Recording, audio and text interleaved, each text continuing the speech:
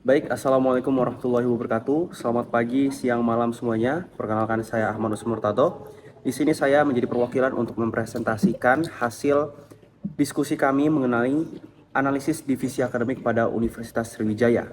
Jadi kami memilih Unsri dalam presentasi ini untuk bagian sektor pendidikan. Adapun materi yang ingin kami sampaikan, yang pertama itu adalah profil Unsri, yang kedua analisis visi dan misi, yang ketiga profil divisi akademik Unsri, yang keempat analisis data divisi akademik, yang kelima bobot gap, yang keenam strategi, dan yang terakhir adalah kesimpulan. Oke, sebelum kita masuk lebih lanjut mengenai analisis divisi akademik pada Universitas Sriwijaya, di sini saya akan menjelaskan sedikit mengenai profil dari Universitas Sriwijaya. Unsri didirikan pada tahun 1952 pada tanggal 17 Agustus.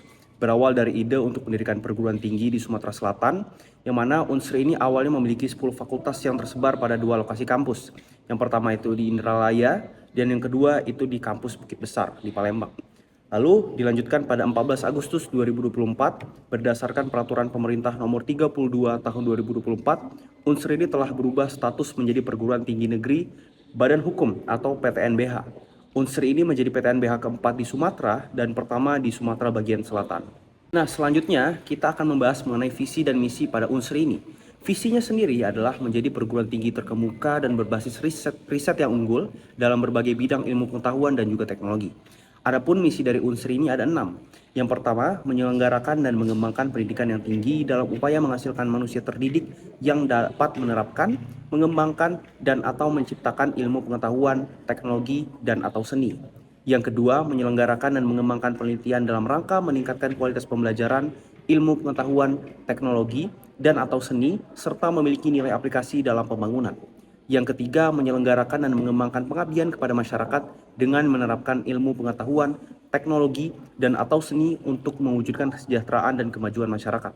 Yang keempat, menyelenggarakan pembinaan dan pengembangan bakat, minat, penalaran, dan kesejahteraan mahasiswa. Yang kelima, menyelenggarakan kerjasama dengan lembaga lain, baik nasional maupun internasional, dan yang terakhir mewujudkan sistem manajemen yang profesional, efektif, efisien, dan akuntabel. Dari visi tadi, kami melakukan analisis bahwasanya visi Universitas Sriwijaya atau Unsri untuk menjadi perguruan tinggi terkemuka dan berbasis riset mencerminkan ambisi tinggi untuk mencapai pengakuan di tingkat nasional dan juga internasional. Visi ini menunjukkan komitmen Unsri dalam mengembangkan ilmu pengetahuan dan juga teknologi, serta relevansi pendidikan dengan kebutuhan masyarakat dan juga industri. Untuk mencapai visi tersebut, Unsri perlu fokus pada peningkatan kualitas pendidikan, pengembangan kurikulum yang relevan, dan juga peningkatan kompetensi dosen. Selain itu, menjalin kerjasama dengan berbagai pihak, baik di dalam maupun di luar negeri. Yang mana ini akan memperkuat posisi Unsri dalam dunia pendidikan, meskipun terdapat tantangan dalam implementasi, seperti keterbatasan dana dan fasilitas. Strategi yang jelas dan dukungan dari seluruh sivitas akademika sangat diperlukan untuk mewujudkan visi dari Unsri ini. Setelah mengetahui analisis visi, selanjutnya yakni adalah analisis misi.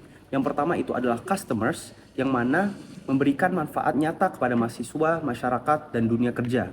Yang kedua itu product of service, yang mana pendidikan tinggi yang menghasilkan lulusan terdidik, serta kemampuan menciptakan ilmu pengetahuan, teknologi, dan juga seni. Yang ketiga itu market, kerjasama dengan lembaga nasional maupun internasional, menunjukkan bahwa pasar Universitas Sriwijaya tidak hanya di dalam negeri, melainkan di global juga. Selanjutnya di teknologi, pengembangan penelitian dan penerapan ilmu pengetahuan, serta teknologi dalam pengabdian kepada masyarakat, memperlihatkan pentingnya pemanfaatan teknologi di dalam proses akademik dan juga sosial. Selanjutnya survival, growth, and profitability, upaya mewujudkan sistem manajemen profesional, efektif, efisien, dan akuntabel, bertujuan menjaga kelangsungan hidup organisasi, mendorong pertumbuhan, dan meningkatkan daya saing di dunia pendidikan. Analisis misi selanjutnya yaitu adalah filosofi. Pendidikan tinggi yang menciptakan ilmu dan pengabdian kepada masyarakat mencerminkan filosofi bahwa universitas berperan dalam mencerdaskan kehidupan bangsa dan mendorong kesejahteraan sosial. Lanjut di self-concept, Unsri memposisikan diri sebagai institusi pendidikan tinggi berbasis Tridharma, berorientasi pada pengembangan ilmu, pengabdian kepada masyarakat, dan pengelolaan yang profesional. Selanjutnya, concern for public image, kerjasama dengan lembaga Selanjutnya, concern for public image, kerjasama dengan lembaga nasional dan juga internasional, menunjukkan perhatian Universitas Sriwijaya terhadap reputasi dan pengakuan di tingkat nasional maupun global. Dan yang terakhir, concern for employees, pengelolaan sistem manajemen yang profesional dan akuntabel secara tidak langsung mencerminkan perhatian terhadap peningkatan kesejahteraan, profesionalisme sumber daya manusia termasuk dosen. Oke, kita masuk ke materi intinya yang mana sebelum kita masuk untuk penilaian, di sini saya akan memperkenalkan dulu divisi akademik pada Universitas Sriwijaya.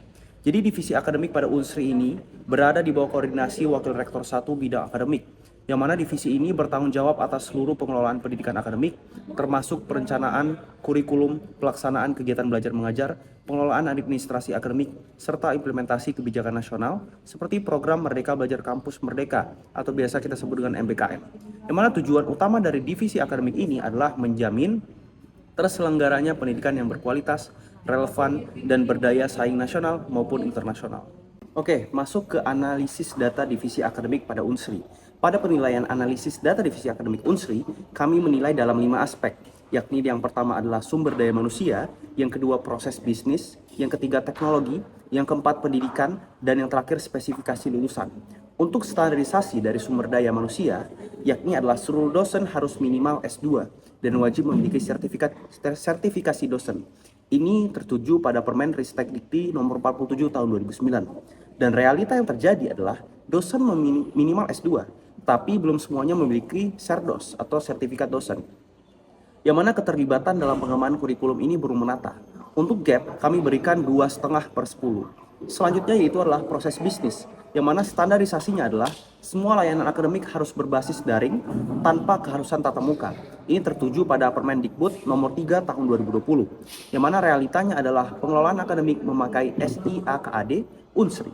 Namun, beberapa layanan masih manual seperti pengajuan cuti kuliah atau legalisir ijazah. Untuk gap yang kami berikan yaitu adalah 3/10.